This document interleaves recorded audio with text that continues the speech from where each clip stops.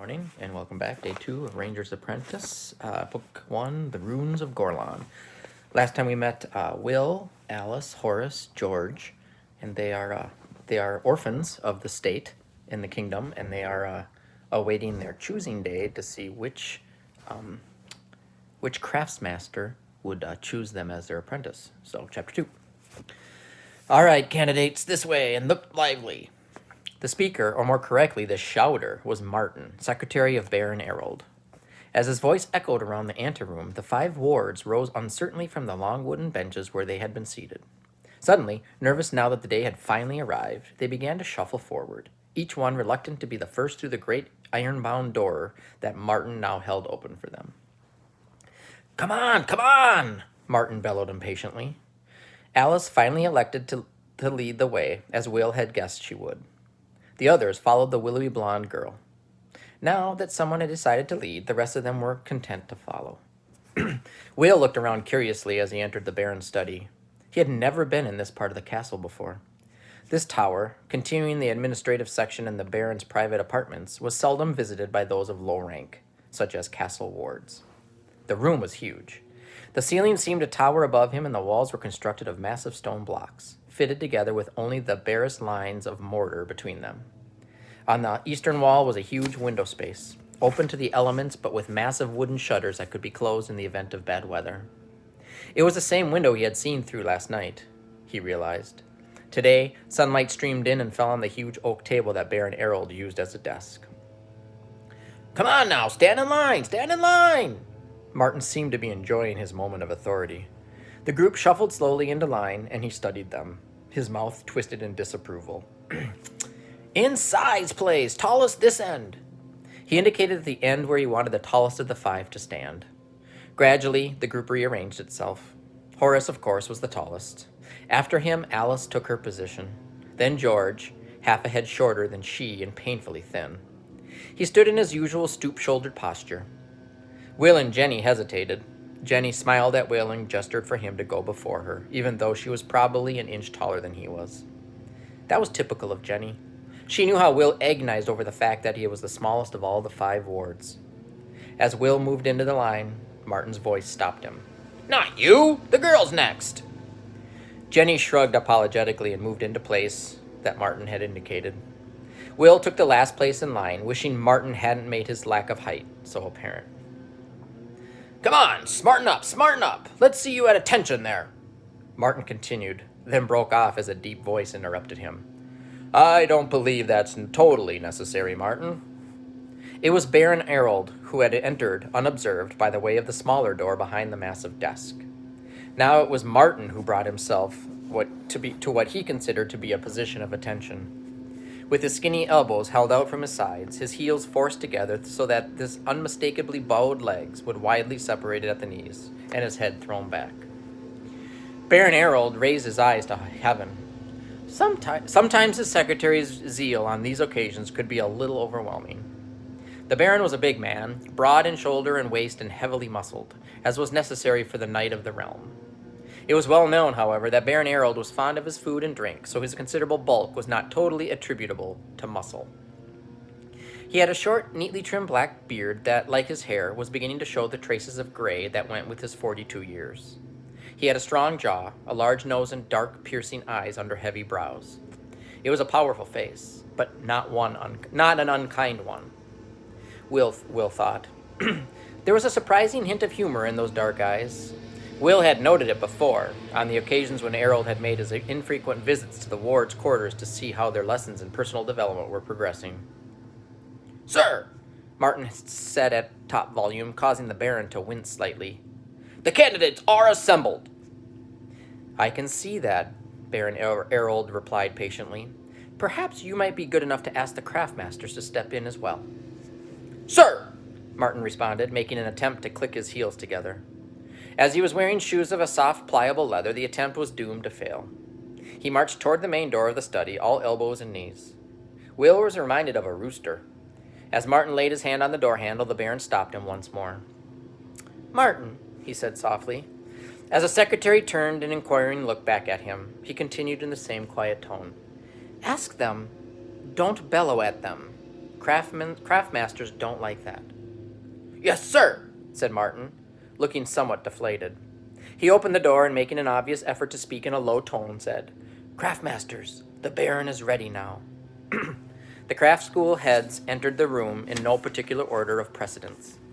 As a group, they admired and respected one another, and so rarely stood on strict ceremonial procedure.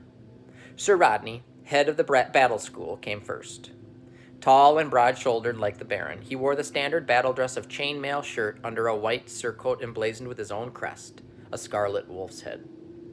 He had earned the crest as a young man, fighting the wolf ships of the Scandian sea raiders who constantly harried the kingdom's east coast. He wore a sword belt and sword, of course. No knight would be seen in public without one. He was around the Baron's age, with blue eyes and a face that would have been remarkably handsome if it weren't for the massively broken nose. He sported an enormous mustache, but unlike the Baron, he had no beard. I'm sorry, they're mowing the lawn outside. That's what the noise is, if you can hear it. Next came Ulf, the horsemaster, responsible for the care and training of the castle's mighty battle horses. He had keen brown eyes, strong muscular forearms, and heavy wrists. He wore a simple leather vest over his woolen shirt and leggings. Tall riding boots of soft leather reached up past his knees.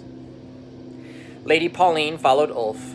Slim, gray-haired, and elegant, she had been a considerable beauty in her youth and still had the grace and style to turn men's heads. Lady Pauline, who had been awarded the title in her own right for her work in foreign policy for the kingdom, was head of the diplomatic service in Redmont. Baron Erold regarded her abilities highly, and she was one of his close confidants and advisors. Erold often said that girls made the best recruits to the diplomatic service. They tended to be more subtle than boys, who gravitated naturally to the battle school. And while boys constantly looked to physical means as a way of solving problems, girls could be depended on using their wits. That's their brain. It was perhaps only natural that Nigel, the scribe master, followed close behind Lady Pauline. They had been discussing matters of mutual interest while they waited for Martin to summon them. Nigel and Lady Pauline were close friends as well as professional colleagues. It was Nigel's trained scribes who prepared the official documents and communiques that were so often delivered by Lady Pauline's diplomats. He also advised on the exact wording of such documents, having an extensive background in legal matters. Nigel was a small, wiry man with a quick, inquisitive face that reminded Will of a ferret.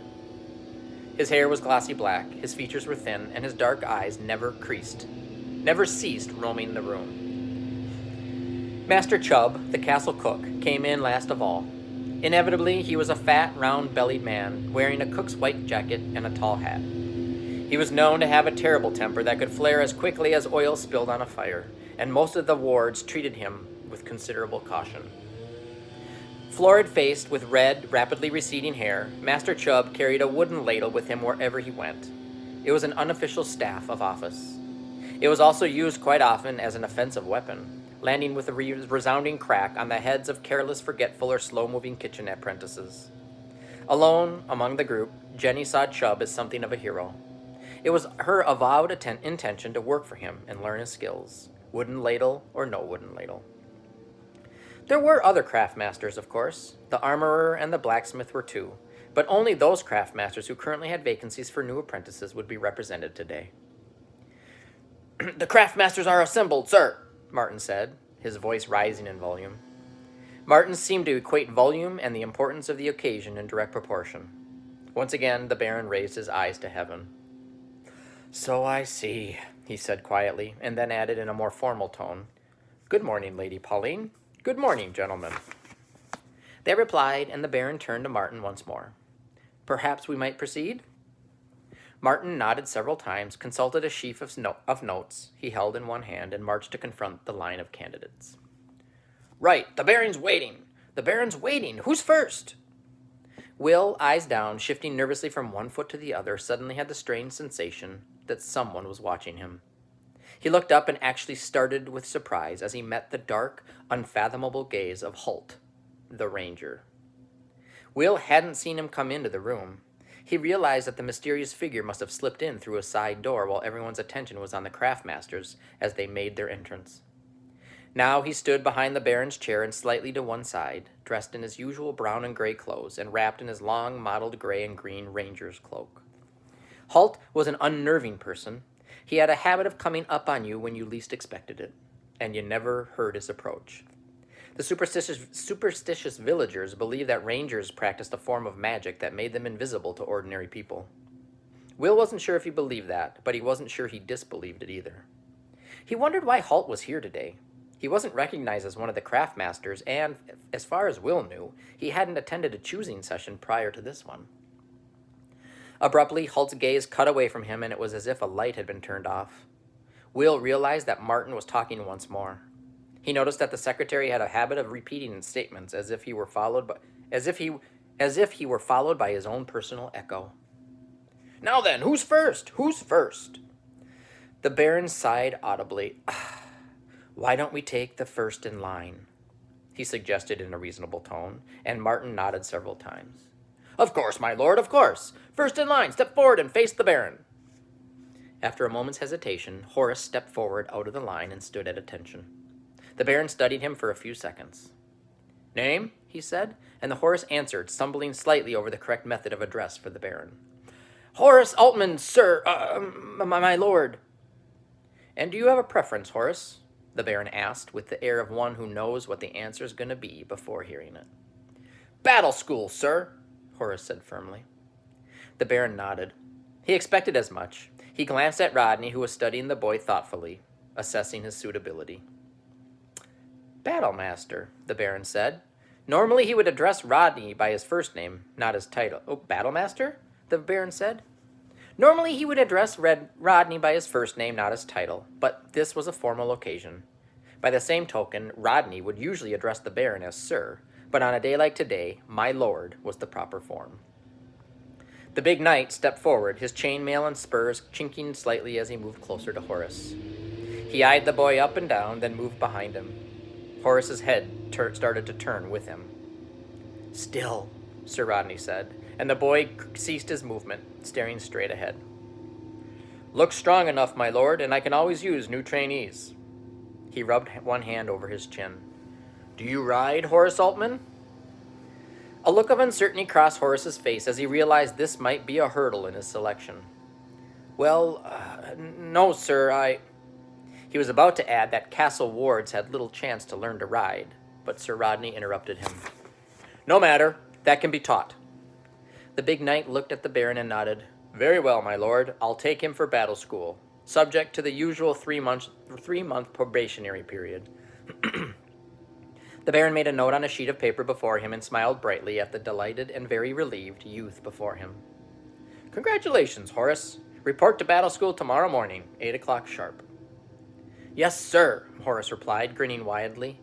He turned to Sir Rodney and bowed slightly. "Thank you, sir." "Don't thank me yet," the knight replied cryptically. "You don't know what you're in for." Ho, ho, ho. Sounds like it's not going to be that fun. Chapter 3. "Who's next, then?" Martin was calling as Horace, grinning broadly, stepped back into the line. Alice stepped forward gracefully, annoying Martin, who had wanted to nominate her as the next candidate. "Alice Mainwaring, my lord." "Alice Mainwaring, my lord," she said in her quiet, level voice. Then, before she could be asked, she continued, "I request an apprenticeship to the diplomatic service, please, my lord." Harold smiled at the solemn-looking girl. She had an air of self-confidence and poise about her that would suit her well in the service. He glanced at Lady Pauline. "My lady?" he asked. She nodded her head several times. "I've already spoken to Alice, my lord. I believe she will be an excellent candidate. Approved and accepted." Alice made a small bow of her head in the direction of the woman who would be her mentor. Will thought how alike they both were, both tall and elegant in their movements, both grave in manner. He felt a small surge of pleasure for his oldest companion, knowing how much she had wanted this selection. Alice stepped back in line, and Martin, not to be forestalled this time, was already pointing to George. "Right, you're next, you're next. Address the Baron." George stepped forward. His mouth opened and closed several times, but nothing came out. The other wards watched in surprise. George, long regarded by them as the official advocate for just about everything, was overcome with stage fright. He finally managed to say something in a low voice that nobody in the room could hear. Baron Harold leaned forward, one hand cupped behind his ear. I'm sorry, I didn't quite get that," he said. George looked up at the Baron and was with enormous effort spoke in just audible voice. George Carter, sir. Scribe school, sir. Martin, ever a stickler for the properties, drew breath to berate him for the truncated nature of his address. Before he could do so, though, and to everyone's evident relief, Baron Erold stepped in. Very well, Martin. Very well. Martin, let it go. Martin looked a little aggrieved, but subsided. The Baron glanced at Nigel, his chief scribe and legal officer, one eyebrow raised in question. Acceptable, my lord, he said, adding, I've seen some of George's work, and he really does have a gift for calligraphy. The Baron looked doubtful. He's not the most forceful of speakers, though, is he, Scribe Master? That could be a problem if he has to offer legal counsel at any time in the future. Nigel shrugged the objection aside. I promise you, my lord, with proper training, that sort of thing represents no problem. Absolutely no problem at all, my lord. The Scribe Master folded his hands together into the wide sleeves of the monk-like habit he wore as he warmed to this theme.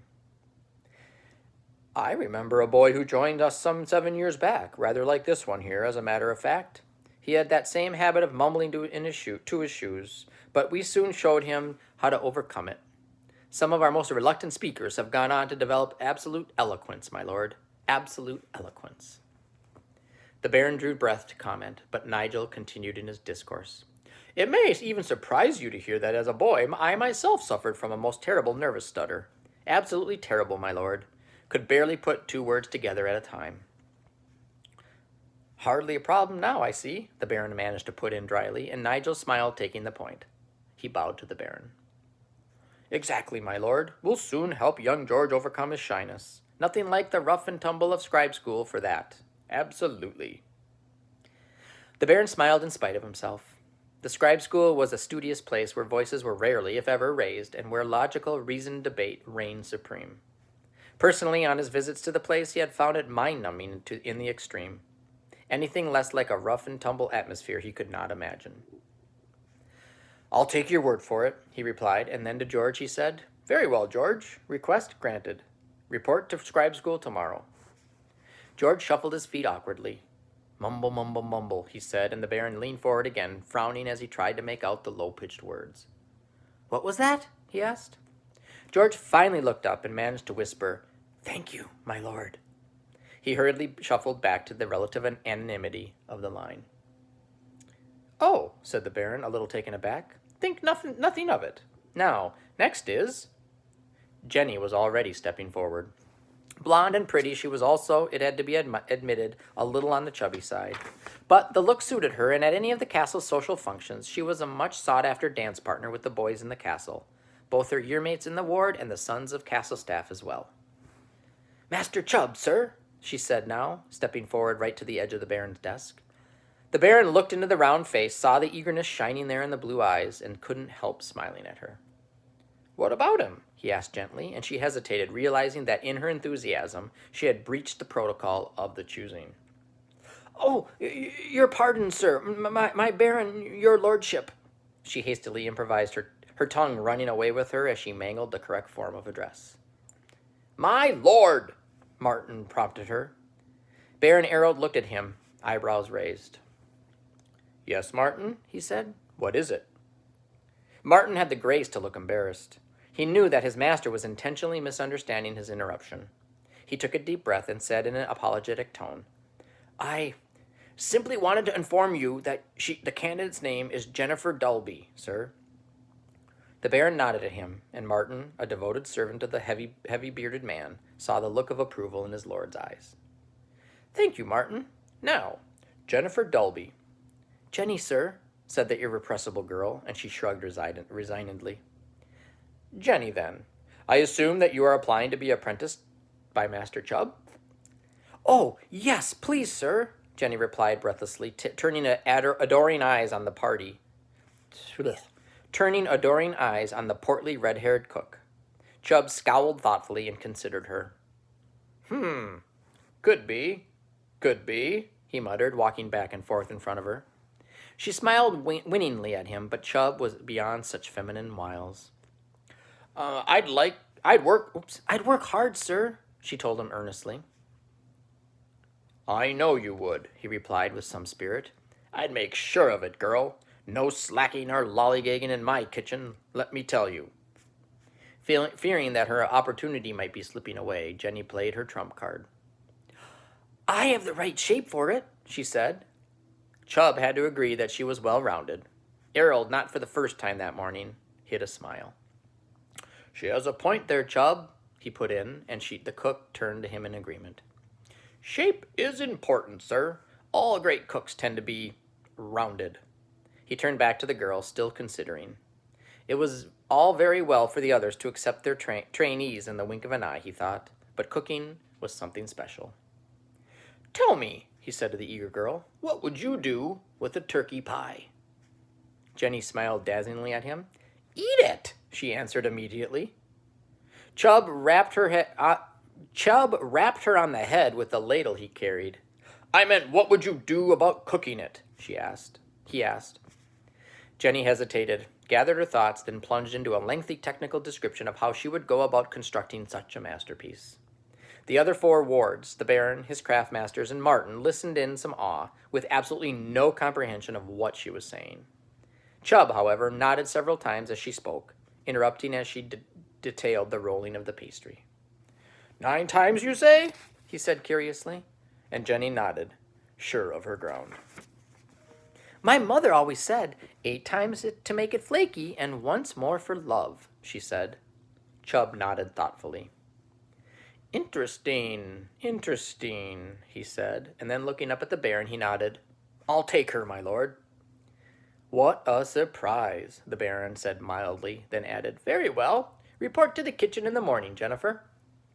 Jenny, sir, the girl corrected him again, her smile lighting up the room. Baron Errol smiled. He glanced at the small group before him.